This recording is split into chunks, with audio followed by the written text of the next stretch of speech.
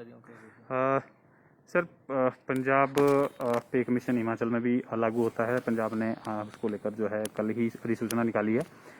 हिमाचल के जो एम्प्लॉयज़ हैं वो सेंटर के समान जो है वेतन आयोग को लागू करने की मांग कर रहे हैं और प्रोटेस्ट पर भी जा रहे हैं।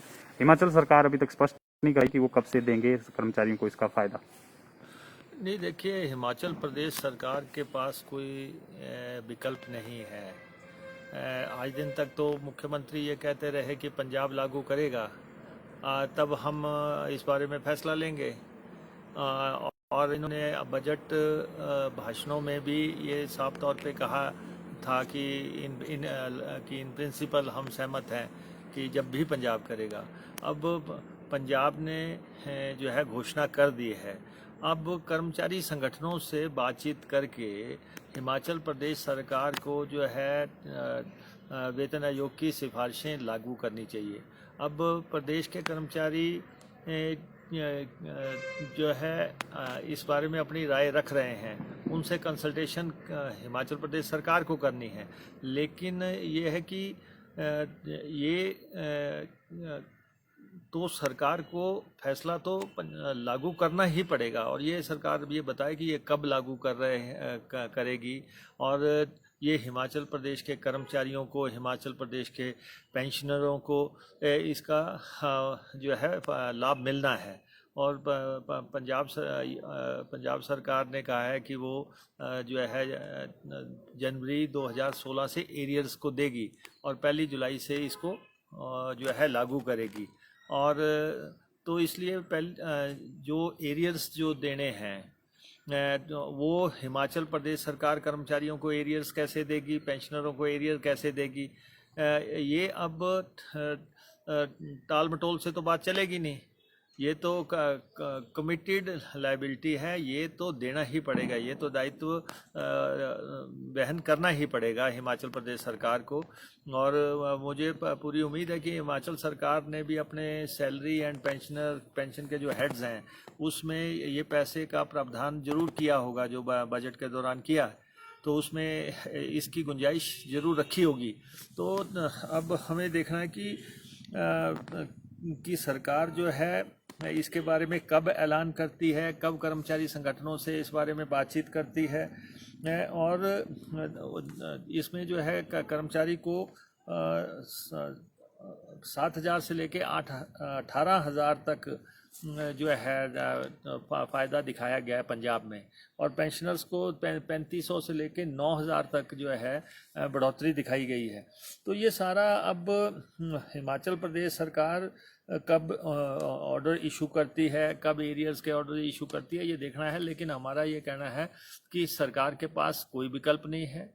कर्मचारी जो हैं हमारे, वो उन्होंने कोरोना काल में भी अच्छा काम किया है, पहले भी अच्छा काम करते रहे, अनुशासित कर्मचारी वर्ग है हमारा।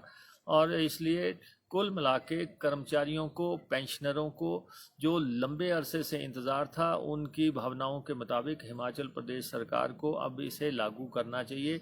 और बस बहाना एक ही था कि पंजाब ने लागू नहीं किया है, इसलिए इंतज़ार चल रहा है। अब वो भी जो है बहाना बीच में नहीं है। सर, गुड़िया मामले में भी कल फैसला आया है। आजीवन कारावास जो है नीलू चिरानी को दिया गया है, जो दोषी और उसमें निकले हैं। लेकिन जो पिता हैं वो संतुष्ट नहीं है अभी भी सीबीआई जांच से। नहीं, देखिए, जब ये गुड़िया प्रकरण हुआ था तो सबसे ज़्यादा वोकल भाजपा थी, और भाजपा ने पूरा जो है बहुत उस समय वेला किया। हमारे तत्कालीन मुख्यमंत्री वीरभद्र सिंह जी ने तो 1 हफ्ते के अंदर ही इस मामले को जो है सीबीआई को रेफर कर दिया था। लेकिन उसके बाद जो है भाजपा ये लगातार कहती रही कि इसमें प्रभावशाली लोग इन्वॉल्व हैं, इसमें अकेला नीलू नहीं ये वारदात कर सकता। और अब जो है जब मामला क्या अंतिम निर्णय आया कोर्ट से, तो उसमें नीलू चिरानी को ही आरोपी घोषित किया गया और उसको उम्र कैद की सज़ा सुनाई गई। तो अब भाजपा बताए कि उनकी क्या राय है इस प्रकरण में। उनकी आप जो पहले कहते थे कि अकेला ये नहीं है, और लोग भी हैं, अब फैसले पे आपको अपनी सोच जो है, अपना नज़रिया जाहिर करना चाहिए, क्योंकि गुड़िया के पेरेंट्स ने ये कह दिया है कि वो इस फैसले से संतुष्ट नहीं है, और उन्होंने कहा है कि वो नेक्स्ट कोर्ट में इसकी अपील भी करेंगे, और जो है और उन्होंने कहा है कि हमें न्याय नहीं मिला है।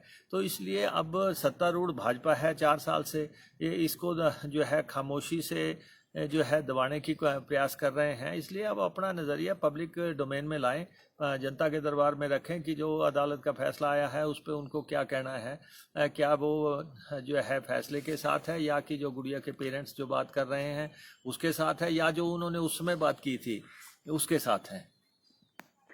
एक सर, कोविड को, जिस तरह से कोविड के कारण डेथ्स हुई है, आप मुआवजे की मांग कर रही थी कांग्रेस, लेकिन सरकार ने अभी तक उसको लेकर स्पष्ट नहीं किया है कि मुआवजा देंगे या नहीं देंगे। क्या लग रहा है, सरकार गंभीर नहीं है? नहीं, देखिए, कोविड में जिन लोगों की डेथ्स हुई हैं 3500 के आसपास ये टोल पहुंच गया है, तो सरकार को जो है इन लोगों को राशि का प्रावधान हर हालत में करना है। 4 लाख रुपया मुआवजा जो है एक्सीडेंट की धाराओं के तहत मिलता है, कि जो लोग एक्सीडेंट में मारे जाते हैं उनको 4 लाख रुपया मिलता है। जो कोरोना में अचानक मारे गए हैं, अस्पतालों में मारे गए हैं, या जो है आइसोलेशन में मारे गए हैं, या जो जिनकी जानें गई हैं, ये एक बहुत बड़ा नंबर है, और सरकार को जो है इसमें भी अविलंब 4 लाख रुपए की राशि जारी करनी चाहिए। और जो खास तौर पे जो लोग सरकारी कर्मचारी जो कि ड्यूटी में के दौरान मारे गए हैं, और चाहे उसमें नर्सें हैं, चाहे उसमें ड्राइवर कंडक्टर्स हैं, डॉक्टर्स हैं, या दूसरे हैं, उनको 50 लाख रुपए की राशि का प्रावधान इनको कर देना चाहिए। ये इसमें ज़्यादा डिले नहीं होनी चाहिए। एक सर, ग्रीन ट्रिब्यूनल की जो पैनल है वो ऊना में पहुंचा है, क्या है पूरा मामला, किस तरह से देखते हैं इसको? ये देखिए, ग्रीन ट्रिब्यूनल का ऊना के स्वां को देखने आना ही हिमाचल प्रदेश सरकार के मुंह पे जो है ये रेड कलंक का टीका है। ये बहुत बड़ा तमाचा है कि आप जो है सरकार, ये क्यों हुआ जब सरकार इनएक्टिव रही, या सरकार ने लूट की इजाज़त दी, सरकारी कोष में पैसा नहीं गया, और लोगों ने जेबें भरी, लूट इस पैमाने की हो गई कि स्वां को जो है अजगर की तरह निगल गए, और ये राजनीतिक संरक्षण में हुआ। चाहिए तो ये था कि मुख्यमंत्री जो है इसमें फैसला करते और सरकार जो है इस पे एक्शन करती। सरकार ने नहीं किया, तो दिल्ली बैठे जो है ग्रीन ट्रिब्यूनल की टीम, ग्रीन ट्रिब्यूनल ने इसके बारे में नोटिस लिया और 5 मेंबर बेंच भेजी है रिटायर्ड जस्टिस की अध्यक्षता में। और उन लोगों ने आके जब मौका देखा, उन्होंने साफ तौर पे कहा कि बहुत बड़ा जो है वायलेशन हुई है, नियमों की अवहेलना हुई है। और सबसे बड़ी बात कि हाई कोर्ट ने अभी 5 माइनिंग लीज रद्द की, वहाँ पे जो है हाई कोर्ट में मामला पहुंचा, और रोज ही गुंडागर्दी की वारदातें हो रही हैं। अभी जिसने हाई कोर्ट में केस किया था उसके सिर पे जो है रिवॉल्वर रख दिया गया, और रोज जो है लोगों को डराया धमकाया जा रहा है। ये जो माइनिंग में जो माफिया जुड़ा हुआ है वो जो है बेधड़क माइनिंग कर रहा था। इसलिए ग्रीन ट्रिब्यूनल ने आके जो है आईना सरकार को दिखा दिया है। अब भी सरकार को जाग जाने की जरूरत है, अन्यथा आने वाले टाइम में इसके बहुत भयंकर परिणाम निकलेंगे, क्योंकि 1500 करोड़ रुपए की स्वां चैनलाइजेशन इफेक्ट हो रही है। आपको 1 करोड़ रुपए की इनकम नहीं है, आप 1500 करोड़ रुपए की इतने राष्ट्रीय धरोहर को नुकसान करवा रहे हैं। तो इसलिए ग्रीन ट्रिब्यूनल, और जितनी जनता भड़की हुई थी, जितने लोग उनसे मिले हैं, सैकड़ों लोग जो है ग्रीन ट्रिब्यूनल से मिले, ये तो उनकी विजिट ही शॉर्ट थी। अगर उन्होंने पूरा दिन रहना होता तो मुझे लगता है वहाँ तो बड़ी संख्या में लोग आ जाते। तो इसलिए जो मामला है उसके ऊपर सरकार को अब भी नज़र दौड़ानी चाहिए। और इनके तो प्रशासन ने मान लिया, डिप्टी DCSP ने मान लिया, प्रशासन ने मान लिया कि यहाँ बहुत बड़े पैमाने पे अवैध खनन हो रहा है। तो इसलिए जब आपका प्रशासन मान रहा है, ग्रीन ट्रिब्यूनल ने जो है टिप्पणियाँ की हैं, आप देखिए कि हज़ारों टिप्पर जा रहे हैं पूरे नॉर्थ इंडिया में, खनन के सामान लेके जा रहे हैं। 10 टन की जगह 50-50 टन लेके जा रहे हैं। कितने कितने गगनचुंबी आपने डंप लगा दिए, डंप लगाने की पहले इजाज़त नहीं होती थी। और कितनी बड़ी पोकलेन्स एंड JCBs वहाँ पे हैं, और स्वां के अंदर है। अब ग्रीन ट्रिब्यूनल ने कह दिया कि ये अंदर नहीं जाएंगी। क्या किस दिन से क्या सरकार क्या प्रशासन इसको रोकेगा है? क्या आखिर इनको स्वां के अंदर जाने से रोकने का काम तो प्रशासन का है। जब ये साफ तौर पे हो गया कि ये चीज़ें अंदर नहीं जा सकती, तो ये सारी बातें सामने हैं। लेकिन मैं इतना जरूर कहूँगा कि ग्रीन ट्रिब्यूनल का आना ही सरकार के लिए जो है सरकार की विफलता की निशानी है। एक सर उपचुनाव होने हैं 3 सीटों पर, एक एमपी की सीट है और 2 विधायकों की। कितनी तैयार है कांग्रेस? जिम्मेवारियां भी आपको मंडी का जिम्मा सौंपा गया है, और क्या इश्यूज रहने वाले हैं? क्योंकि बीजेपी कह रही है कि फतेहपुर की जो सीट कांग्रेस के पास थी वो भी बीजेपी इस बार जीतेगी।